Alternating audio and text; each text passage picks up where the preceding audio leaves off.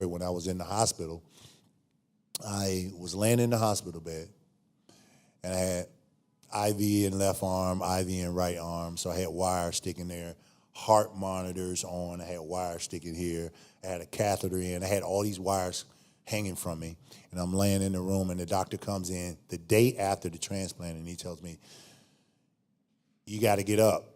And I look at him like he's crazy. I was like, do you realize what you did to me yesterday?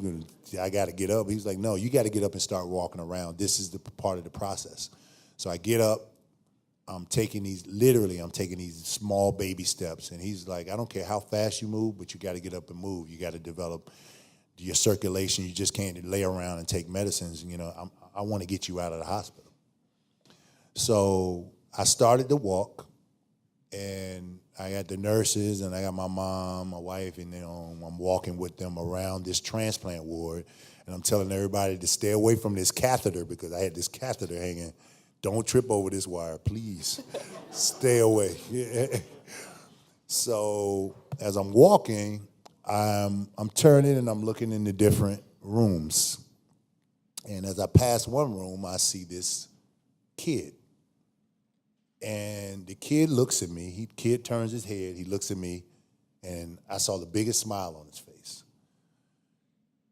So I keep walking, and I meet other people, double lung transplant, heart transplant, what have you, and I keep walking. So I get back to my room. I lay down. I was exhausted just on that little bit of walk that I took.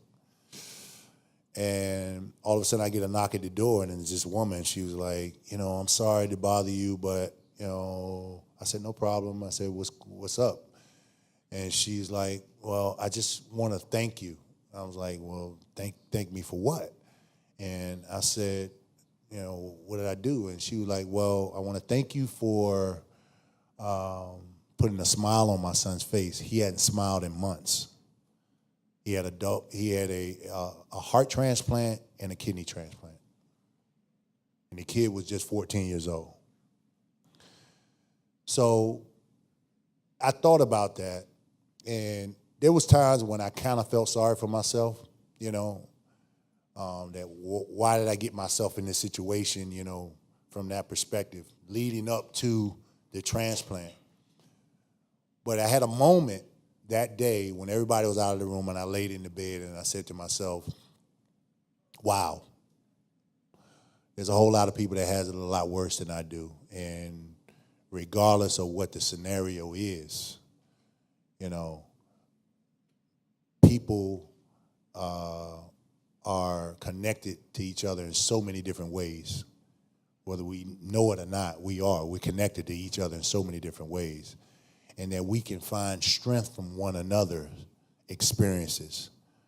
And this kid smiled just as I walked past his room, and it just let me know, that it wasn't about me.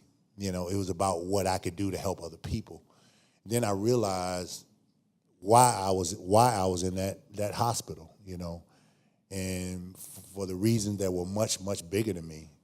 And, I had a conversation with God. I said, you know what, God, if you can just give me my strength back again like I had it, I'm going to use this opportunity to help change lives. And through that, I've been able to inspire, empower so many people through my story.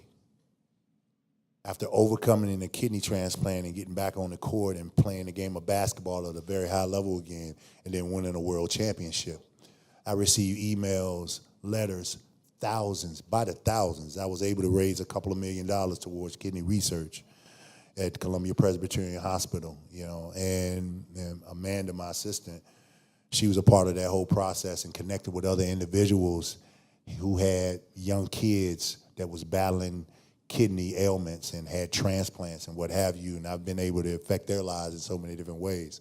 So I was strong enough to get out of that hospital in 5 days. And after getting out of that hospital and going home in 5 days, understanding there was people in there for months. But I was back on the court within 9 months playing the game of basketball again and to win a world championship, and I wear this ring proudly. And on top of that, understanding that there's still people out there that's inspired that, hey, if he can do it, I can do it. So that gives me strength.